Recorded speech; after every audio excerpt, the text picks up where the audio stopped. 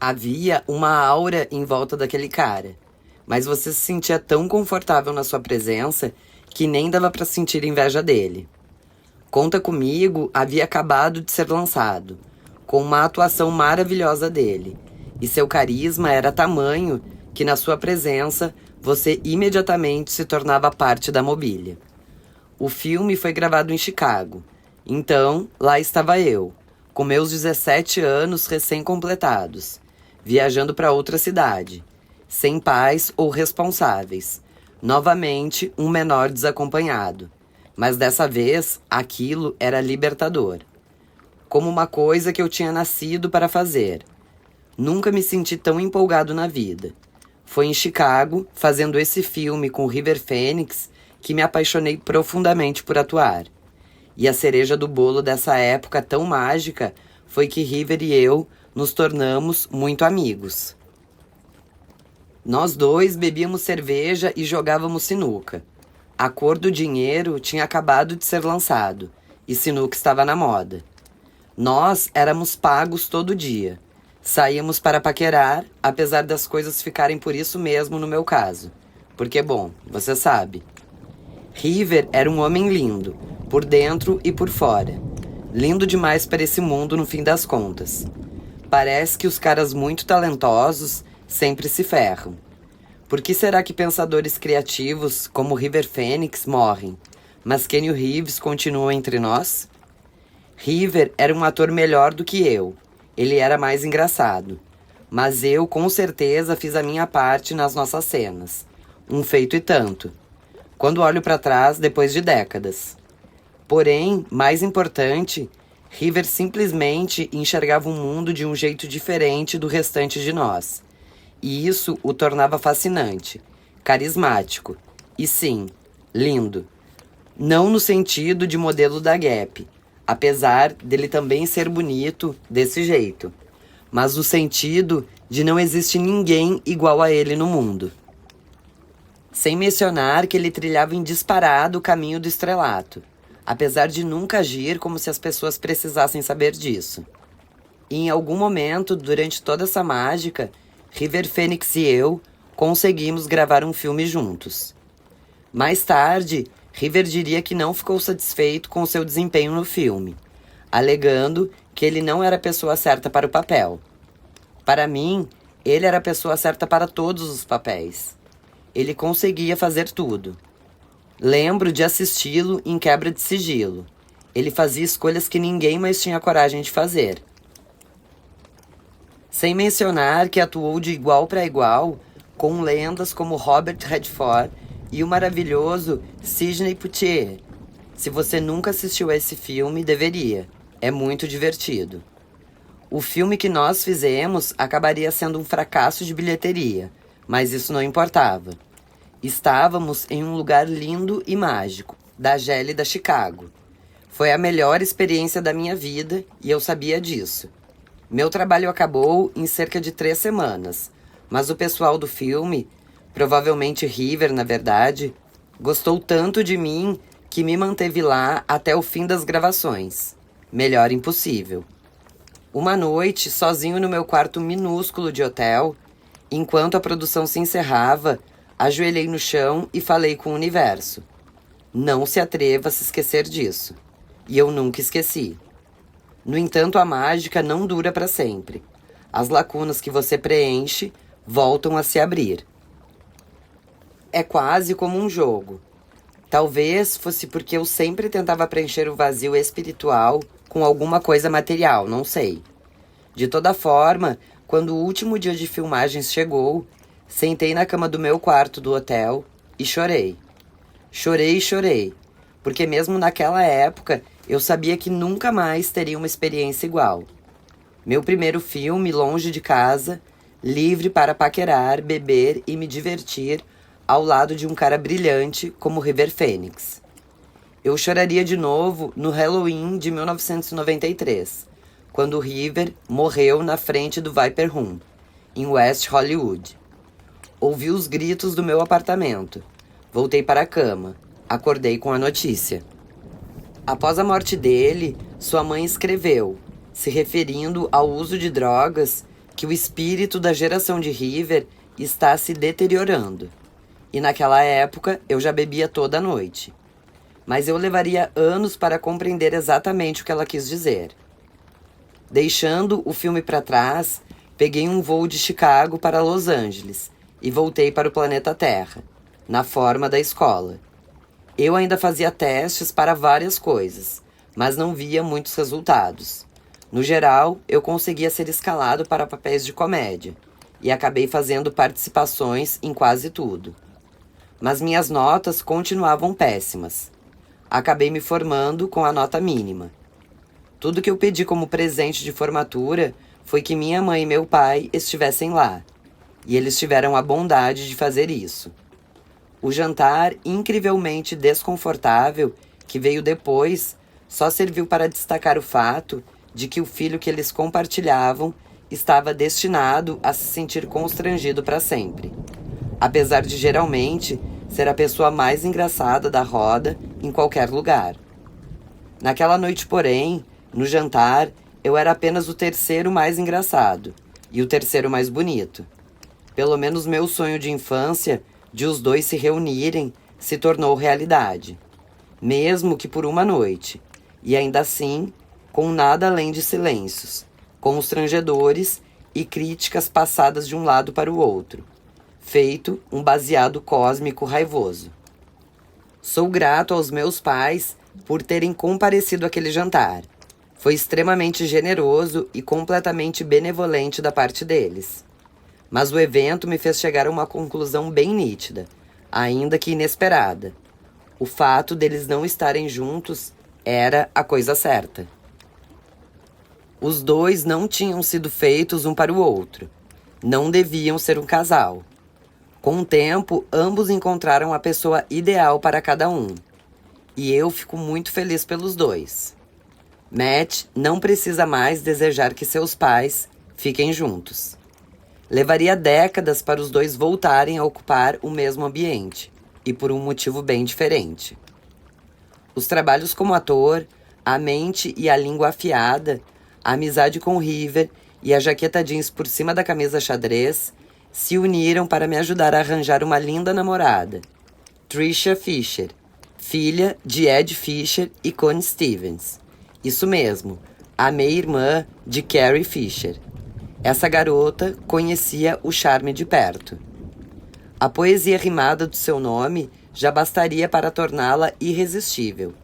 Além disso, eu já estava com 18 anos e tinha certeza de que todas as minhas partes funcionavam, a menos que estivesse na companhia de outro ser humano. Eu carregava a impotência como um grande segredo, nada bonito, da mesma forma que carregava todo o resto. Assim, conforme a minha relação com Trisha foi se intensificando, foi natural que nossos pensamentos se voltassem para uma consumação física. Mas anunciei confiantemente que eu era católico apostólico romano e queria esperar. Poucos garotos de 18 anos dizem uma coisa dessas, e nem deveriam. Isso é óbvio, a surpreendeu.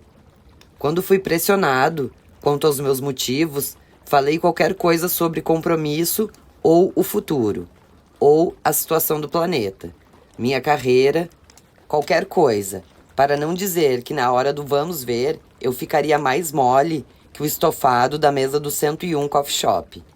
E eu não podia chegar à hora do vamos ver, ou meu segredo seria revelado. Minha firmeza, pelo menos, quando se tratava da convicção para esperar, durou 2 meses. Mas represas estouraram, e os amassos que não davam em nada começaram a deixar nós dois com a respiração acelerada. Trisha tomou uma decisão. Matt, disse ela, já cansei disso, vamos lá.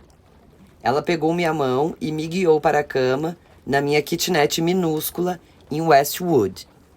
Fiquei horrorizado e também empolgado, apesar de continuar assombrado pelo diálogo interno do medo. Quem sabe dessa vez, com alguém de quem eu gosto muito, os problemas do passado sumam. Sumir é uma palavra ruim. Será que eu deveria beber alguma coisa mais forte antes? Bom, a gente está precisando mesmo de força, meu amigo. Talvez não seja tão duro assim. Talvez não seja tão duro? Matt, pare com isso. Antes do diálogo rápido se transformar em uma ópera barata, Trisha tirou nossas roupas e nos levou para a cama. Lembro muito bem que chegar aos pés da montanha do sexo era pura alegria. Mas como um alpinista novato, eu tinha medo de não ter fôlego para conseguir subir muito alto. E foi isso mesmo que aconteceu. Como explicar? Eu não conseguia fazer aquele negócio funcionar de jeito nenhum.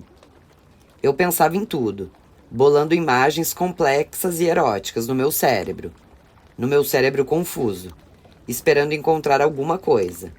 Basta uma coisa, é só disso que eu preciso, que firmasse o meu comprometimento com a alegria futura.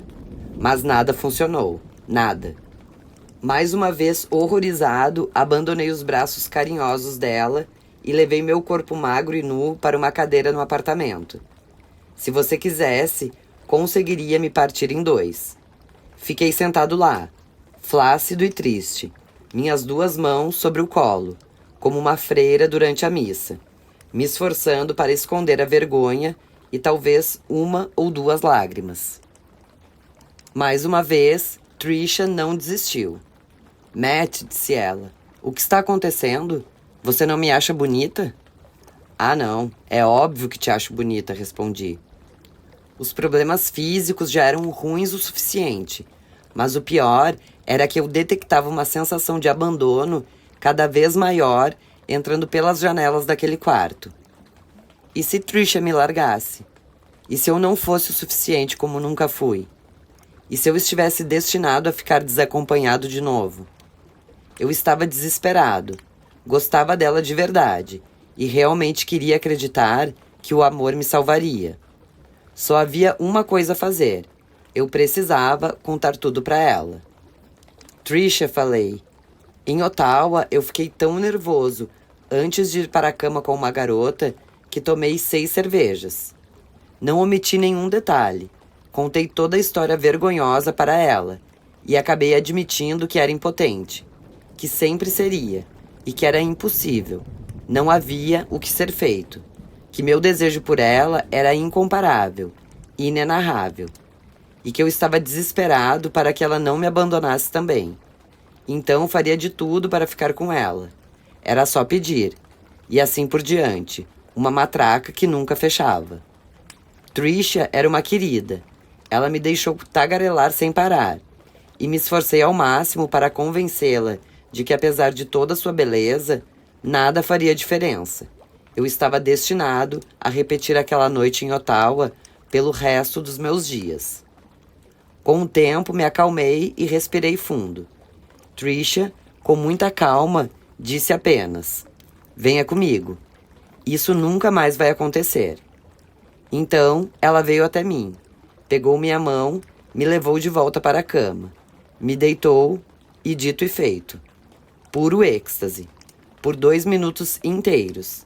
Naquela noite, pela graça de um universo milagroso e o auxílio de uma moça linda que merecia coisa melhor, eu finalmente me livrei da minha virgindade. E depois a perdi por completo. E a palavra impotência deixou de fazer parte do meu vocabulário, do jeito que ela havia prometido. Tudo em mim funciona direito, pelo menos no sentido físico. E como foi, Sr. Perry, que você recompensou esse favor imenso para a mulher que salvaria sua vida de uma das formas mais significativas possíveis? Ora, gentil leitor, recompensei o favor de Trisha transando com quase todas as mulheres do sul da Califórnia. Em um desses encontros na época, com uma garota que também tinha 18 anos, em determinado momento, ela interrompeu o jantar e disse: vamos para sua casa transar. Como o sexo ainda era algo relativamente novo para mim, concordei na mesma hora. Fomos para o meu apartamento, e assim que passamos pela porta, ela me interrompeu e disse: espera, espera, não posso fazer isso. Você precisa me levar para casa. E é lógico que fiz isso. No dia seguinte, me sentindo incomodado com o que havia acontecido, e porque eu já estava ali mesmo, contei a história na terapia. Vou contar uma coisa que vai ajudar você, disse ele. Quando uma mulher for para sua casa e tirar os sapatos, você vai transar.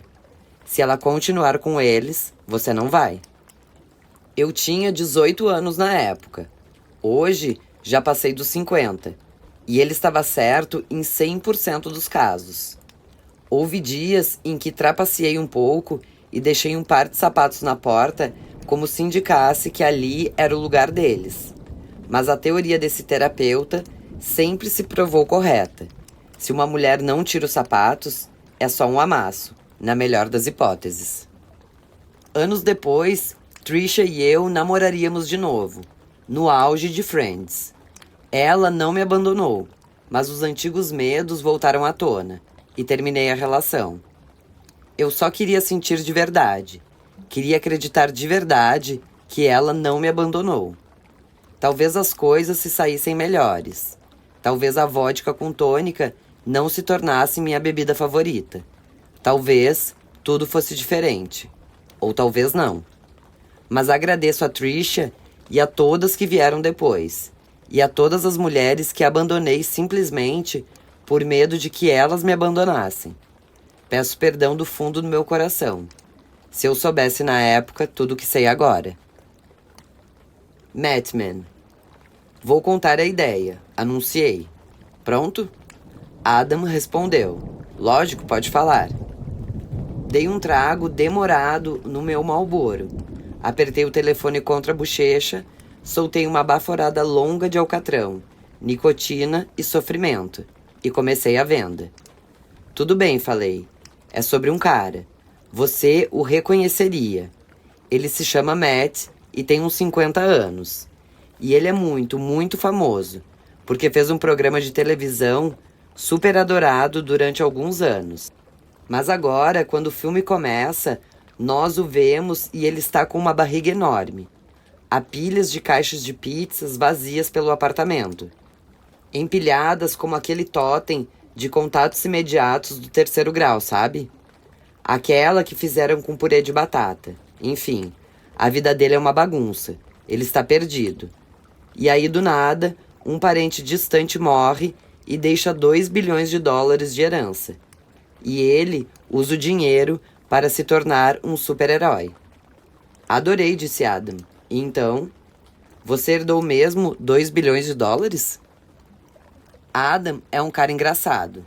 Não, respondi. É só o personagem que herda o dinheiro. Você se empolgou com a ideia? Porque se gostou, qual é o nosso próximo passo? Você é o cara. Não sou o cara na verdade, disse Adam. Apesar de nós dois sabermos que ele é. Apreciei sua modéstia. Mas modéstia não leva nem a um vá se fuder em Hollywood. Como assim? Perguntei. É óbvio que você é o cara. Aquele era, afinal de contas, Adam McKay. O cara que dirigiu Quase Irmãos, além de vários outros filmes importantes. Na época em que conversávamos, ele estava fazendo Não Olhe Para Cima, o filme sobre o asteroide gigante que vem na direção da Terra, sabe? Com estrelas como Leonardo DiCaprio, Jennifer Lawrence, Meryl Streep, Ariana Grande, entre outros. Um elenco incrível.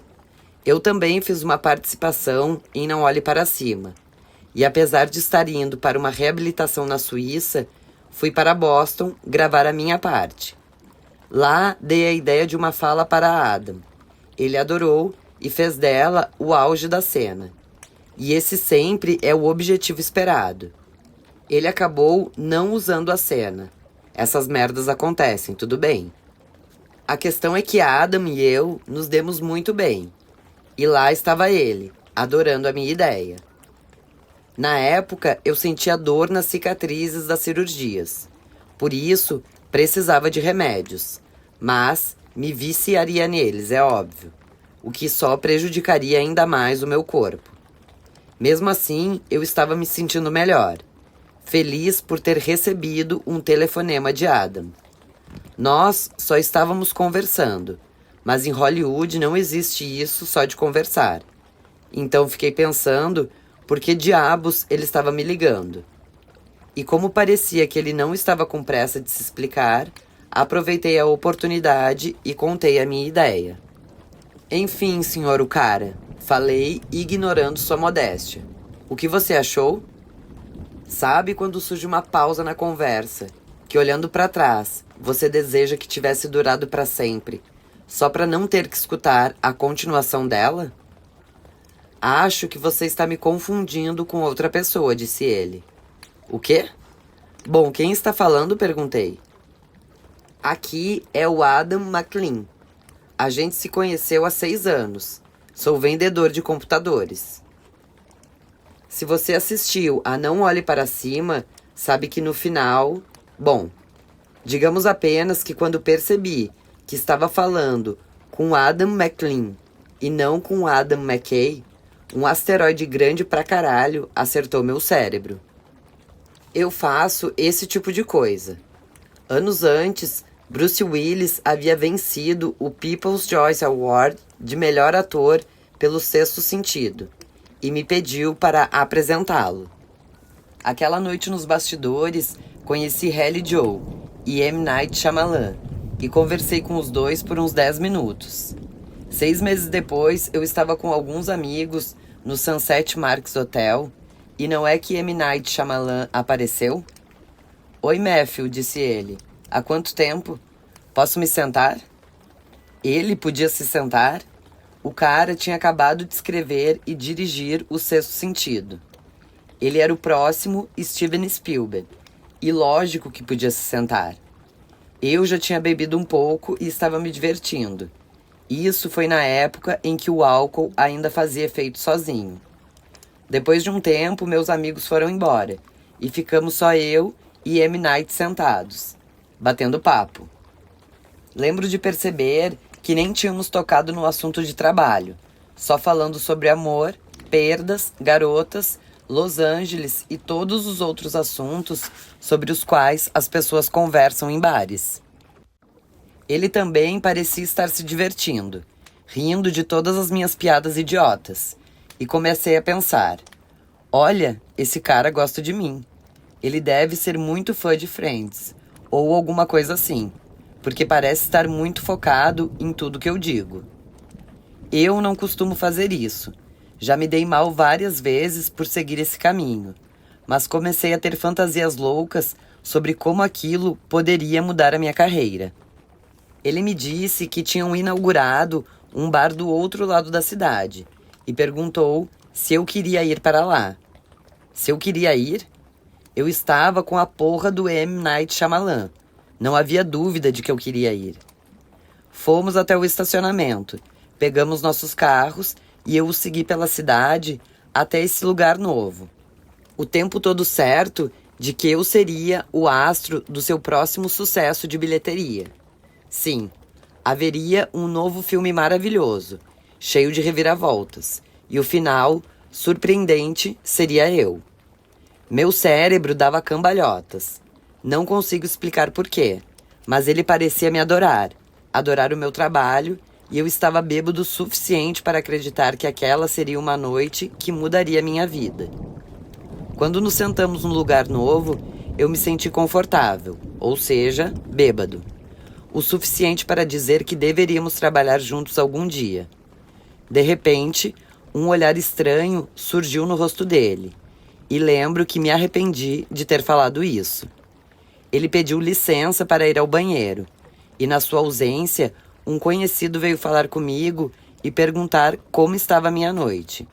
Eu disse: bom, passei a noite toda conversando com o M. Night Shyamalan, e vou te contar, o cara me ama.